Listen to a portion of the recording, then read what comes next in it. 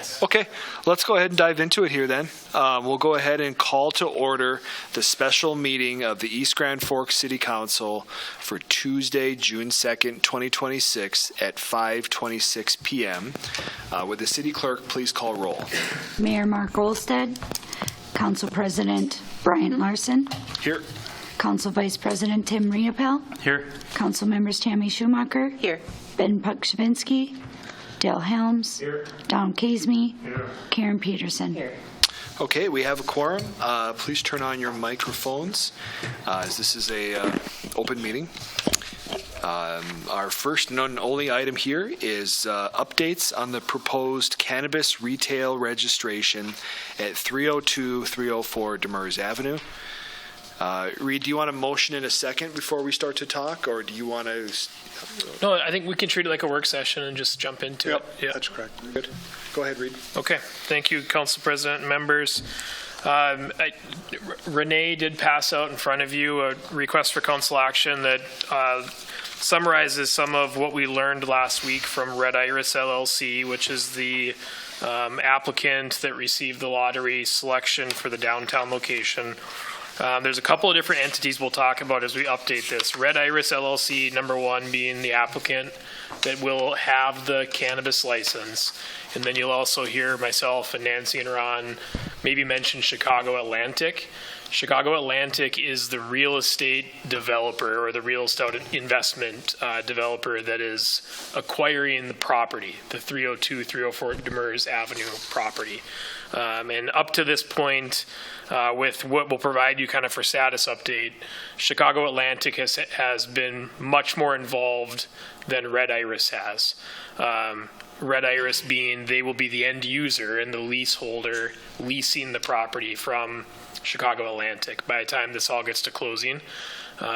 So just as we talk about those two entities, kind of understanding the roles that each have, Red Iris, again, would operate the cannabis dispensary if and when it comes to fruition. Chicago Atlantic is the one working through the due diligence process to acquire the property from the current owner.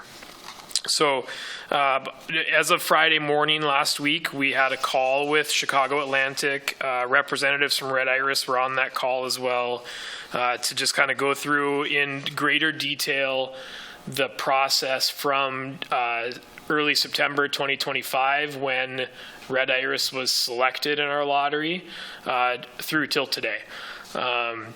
And learned through that process that there has been a significant amount of work completed in what we'll call due diligence on the property. The company Chicago Atlantic formally entered into the purchase agreement to buy this property on September 15th, 2025. Our council action, if you remember, to approve the lottery selections was September 2nd of 2025. So they moved fairly quickly in getting into an official purchase agreement. When we had all the lotteries, backing up a step, when we had the lottery and had all the applicants, we had 147 applicants for our 2 license spots. At that time, everybody had to put in a letter of intent, or in some cases, they did submit purchase agreements that were all contingent upon being selected in the lottery. So they had a process post-lottery, now that they know they're selected, to finalize that paperwork and get started on their finalization of the acquisition. Over the course of the months since the September 15th purchase agreement, Chicago Atlantic has executed a number of surveys and assessments on the property itself, had some building inspections and reviews, and came across a number of things that they either weren't privy to or weren't expecting when they bought the property or signed the purchase agreement on the property, I should say, that have slowed their process down. And so through all of that discovery, kind of to summarize the end, and I'll walk through it step by step, they have indicated again to us that they have every desire and intent on closing on the property. They expect they will be able to close within the next 30 days. And they intend on renovating it to be used as a cannabis dispensary once they get to closing. The discovery process that they went through has opened up a number of issues that they have had to deal with. Number one, The building was found when they had an asbestos assessment done in it. It was found to have asbestos, so they had to go through a larger review process and estimating process to determine how far the asbestos went and what their remediation plan was going to need to be.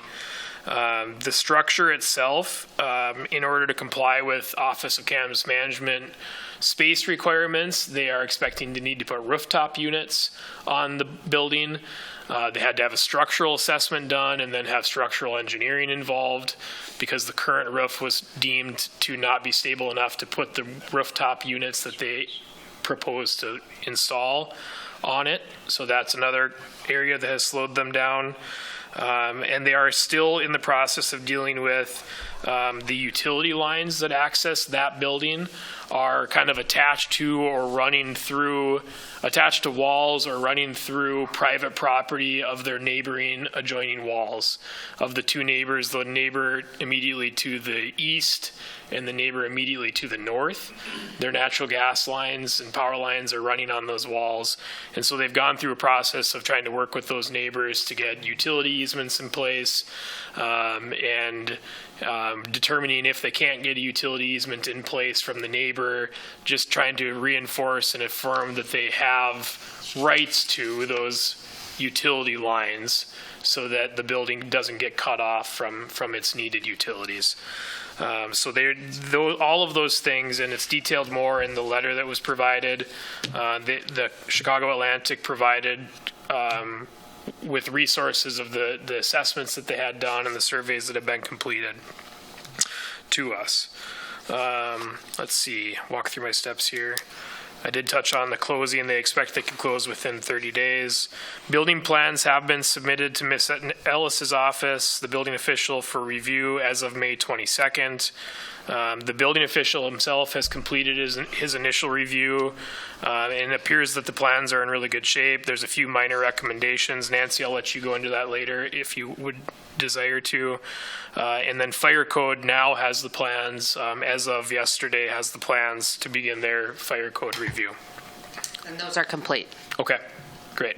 And no concerns or substantial findings there? Just the couple of issues that Greg has. So. Okay, perfect. That's great. Simultaneous with our city plan review, Chicago Atlantic has put those same set of plans out to general contractors for bidding. They expect from the time that they approve a bidder for the project that they will be able, assuming they can get the project started under construction right away, they expect within 90 days they would have the renovations completed. And once they get that 90 days, we call it 90-day window, once they get their renovations completed substantially, that's when they can officially submit a site registration application to the Office of Cannabis Management. And that starts to trigger our next step of local review. Office of Cannabis Management would notify Ms. Ellis through her office for planning and zoning compliance. And then OCM would come in for a final inspection before a license to operate the dispensary could be issued. They expect total investment of the renovations itself upcoming, they expect about a $2.5 million renovation to the property. So we're talking about significant investment. The current building itself, as it stands today, has some apartment units on the second floor. In the renovations they're planning, those apartments would be removed and the entire building would be used for office space to support the business or for the retail cannabis business itself. Red Iris tells us that they're continuing to make progress on their licensing. There's some required labor peace agreements in the state law for cannabis dispensaries, and they are currently negotiating with the union to meet the requirements of that labor peace agreement, and don't see any reason at this point that they would get held up on being issued a license should the city continue to allow it to move forward. So kind of all of that to summarize that it sure appears to us, and I'll let Mr. Gallstead speak to it as well, but it appears to us that they are continuing to make a substantial effort to get the building across the finish line to closing. A lot of these timing things are not, it appears to us, a byproduct of them just sort of sitting on their hands and not doing anything with it. They've shown a pretty good timeline of the effort involved over the course of the last 9 months. And a lot of it unforeseen or unexpected, that when we put our ordinance in place, the 6-month timeline plus the 90-day extension, I think in its effort in the nature of the time was really an intent to make sure that someone that got selected for one of these 2 licenses just didn't sit on it for years and do nothing. And I would say to that account, it sure looks like they're making an effort to move forward. Their request to you is to issue them an extension to allow them to continue with the closing of the property, the prescribed renovations, and then ultimately seek licensure for a cannabis retail at that location. Mr. Gall, say anything to add? Well, just my 2 cents in reviewing the ordinance. First of all, we as a city council in having the charter and having the ordinance, we do have the ability and the authority to grant an extension of time in which to complete this project. The second thing is, if you go through the ordinance, the timing issue was specifically, as Mr. Hutton indicated, basically to put some urgency behind somebody to get their license in place. Obviously, they have done that. The other thing, if you truly look at it, the timing issue, or the 6 months and the 90 days, is under the alternative paragraph of the ordinance. Meaning, if in fact the initial registered lottery winner was not able to go forward with their licensing, then we would ultimately, we've selected an alternative vendor that we would turn around and say, okay, you can now go forward with that. If you look at all of that, it doesn't say that we can't give them an extension. It just says it was under the alternative, and they've made substantial efforts to move forward. The other thing of it is if you really want to look at it, the alternative is going to, or would still have, the same issues going into that location. If you were to say, pull back and say, oh, you missed your deadline, now you're going to go forward, I think that would create some additional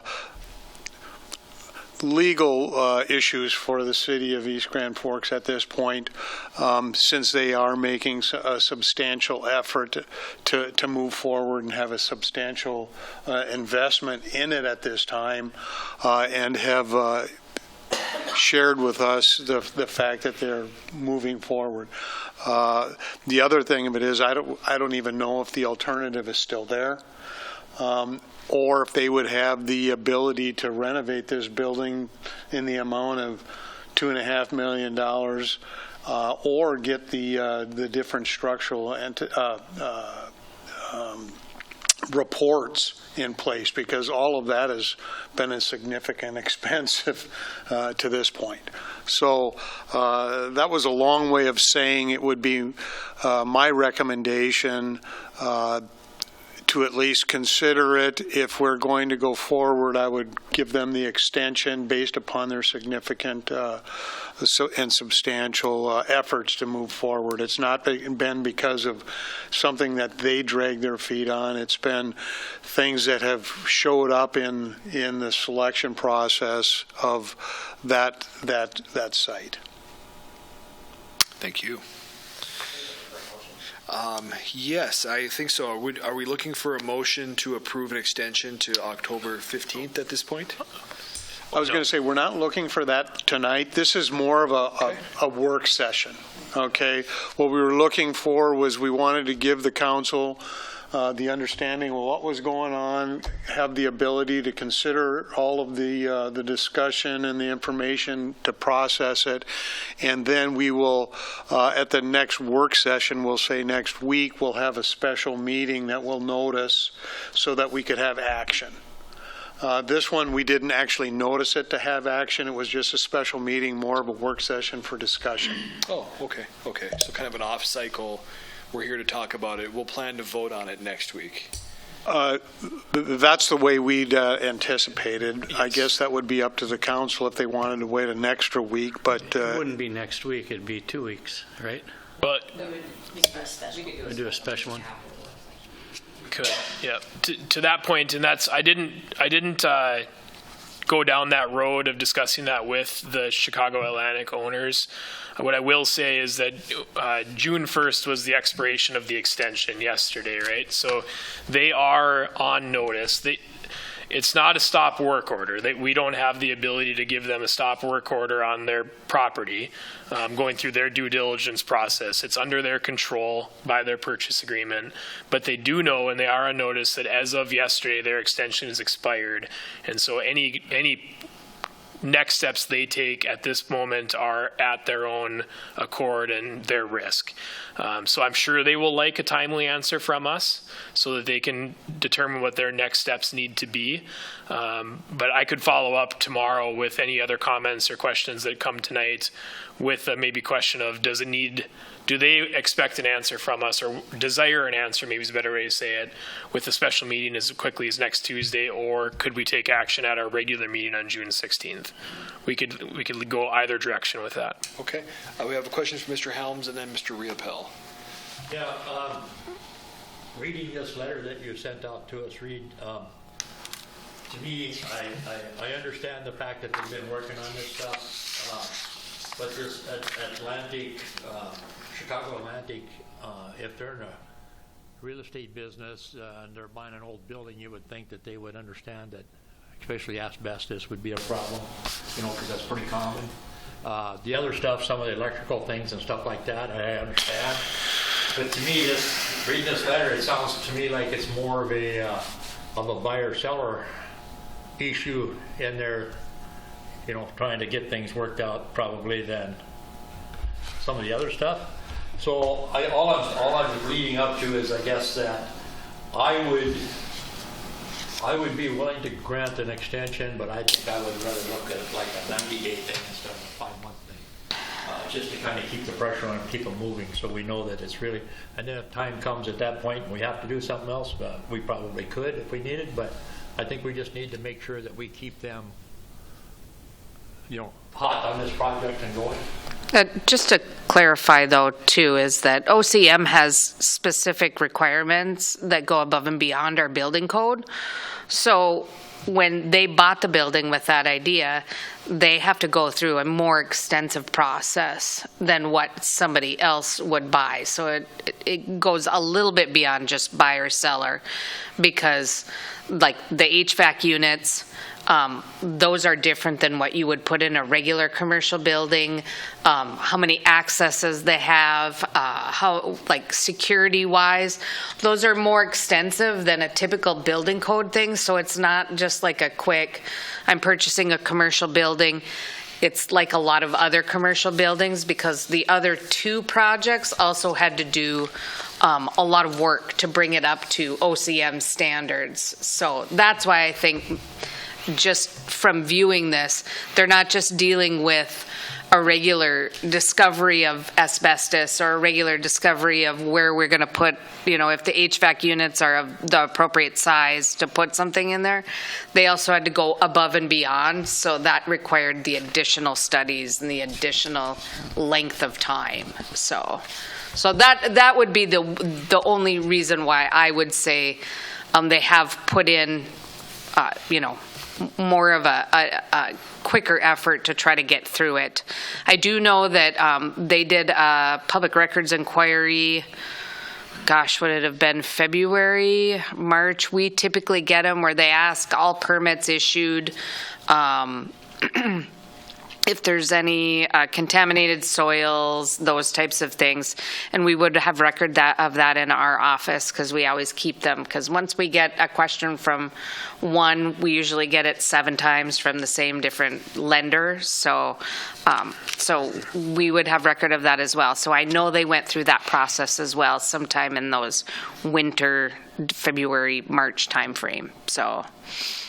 Okay. I think they've already had 9 months on this project, and I understand that some of the stuff takes time, but I just threw that out there with the idea that, like I said, I think if we just went to 90 days, we can maybe push a little bit and say, hey, we already give you 90 days, now we're offering you another 90, and, and so you're going to have to move on it. But If I could make a comment to that, then I think if you were going to consider that suggestion, I think you would have to tie it to some type of progress that they're making, because if they're going to spend in that next 90 days another, $1 million, and it's not completed after that 90 days, there would almost be an expectation that you're going to give them the ability to finish and complete it. So that's why I think they're looking at, they think they're going to be completed within 90 to 120 days, but they're also looking at that October date so that they can get through the licensing process and everything with the city and with the state. But that would be my biggest concern regarding just a 90-day extension. We'd have to tie it to some type of progress so that they could finish if they got to that point. no, I understand that, but there's still nothing that says they're going to get it done in 120 days either, but hopefully they will. But look at the issue we've run into with the other one that's not open yet. They're dealing with some issues there too with the state and stuff. So who knows how long that's going to take too? We don't have. We can't control that. So That's the reason we don't want to do a 90-day, because OCM could be extremely slow, which we've already seen. Well, and that, and then the other thing, in all respect to Chicago, the Chicago company and Red Iris, the OCM through this whole entire process hasn't had a real good grasp on what they're doing, the licensing, the whole process in getting the licenses and then affirming them. And specifically, when we were, and I'm just going to throw it out there, when we were talking with the one that's open, the tribal, Reed and I had tried to get a hold of the Office of Cannabis Management for a couple of months with not one response. And no call, no email, no anything. And so after talking to the counselor for the attorney for the tribe, I indicated that to him. And within the next day, within a couple of hours, we got a call from the OCM.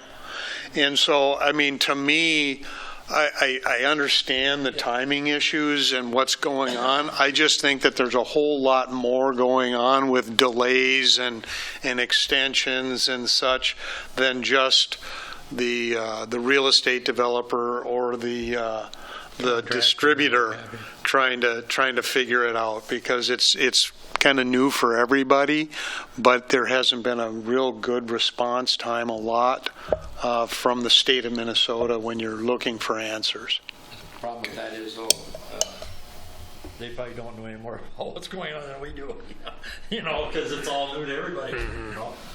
Seriously. Difference I'm is not trying to make excuses, I'm just explaining the situation. Yeah. Let's go to Mr. Riopel.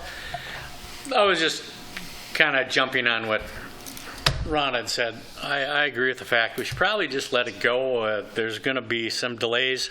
I'm thinking that the building process, they're going to want to get that done as fast as they can. I can't see them delaying on that. It's that OCM what I'm concerned about, because, like I said, they don't know what the heck they're doing down there at all. Yeah. And that's not just, I'm hearing it in Moorhead, they're saying the same thing. Fergus Falls said it. And that building needed a lot of work. So whether there's cannabis in it right away or But that's improving our downtown later, district. yes, that's what I the say. point Or we're later, getting at. Yes. that's going to improve the value of that building and the buildings around it, because it really needed it. Yeah, So- the removal of asbestos. $1 even when they're done with it. Yeah. It's a good faith effort on our part. Yeah. With the amount of money that they are investing to give. Yeah. And a $2.5 million investment in our downtown is not going to happen every other day. This is a pretty unique opportunity, and getting rid of asbestos is good, and dealing with structural issues. Those utility problems sound like a real nightmare.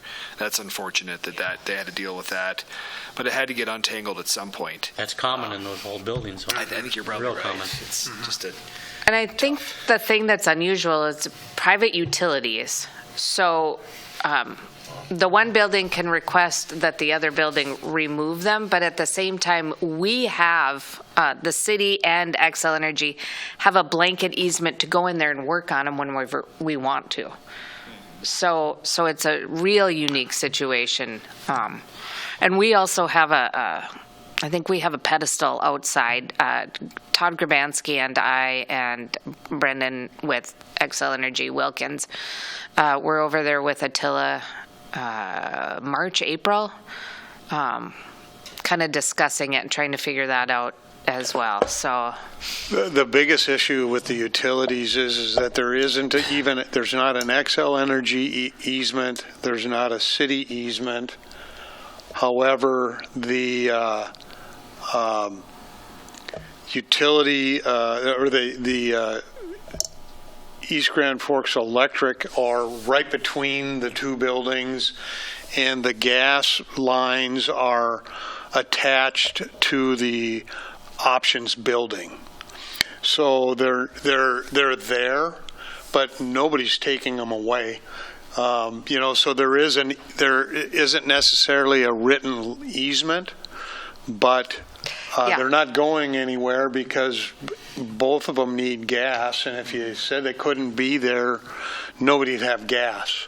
yeah, right? and there isn't a physical easement, but there is documentation that allows us to go in and work on it. Yes, no, I was just without- saying the yes, issues without that the the company was permission. having. So it's a very unique situation.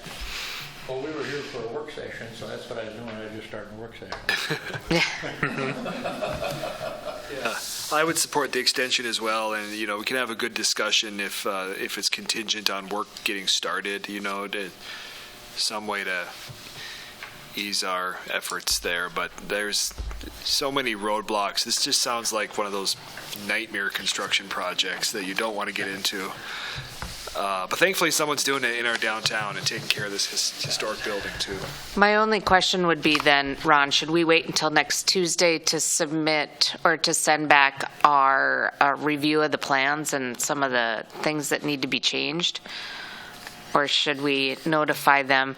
I guess I'm fearful if we do send it to them that they might feel that the discussion says we're allowing them to move forward. I mean, at this point, there isn't any real hurry to do it. I mean, other than I don't think that they're going to start construction by next Tuesday anyway. No.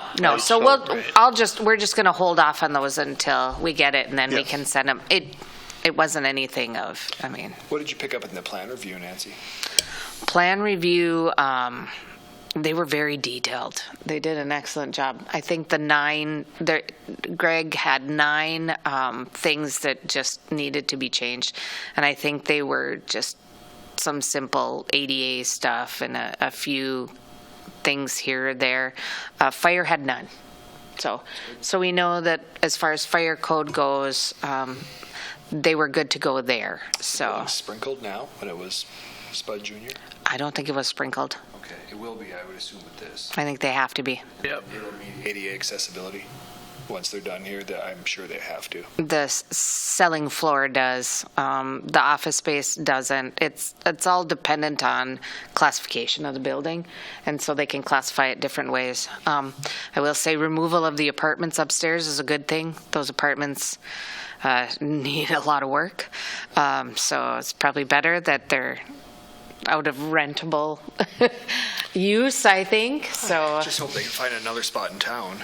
That's the downside of. well, the one guy that was living there was the cook for the Spud, so I'm guessing he found a different spot to live, and yeah, and the other one I think was unrented at the time. So All right. Well, great conversation. Reed, were you looking for any more feedback or items for this special meeting? No, I think with what I've heard tonight, I've got plenty of direction. I'll work with Ron on kind of drafting an actionable resolution for next week. Okay. All right. Any other comments from council members? I think that does bring us to the end of our special meeting agenda then. Be looking for a motion to adjourn. Moved by Riepel, second by Helms. All in favor, say aye. Aye. Opposed, same sign. Motion passes. Special meeting is closed. Thanks, everyone. Thanks for your time tonight.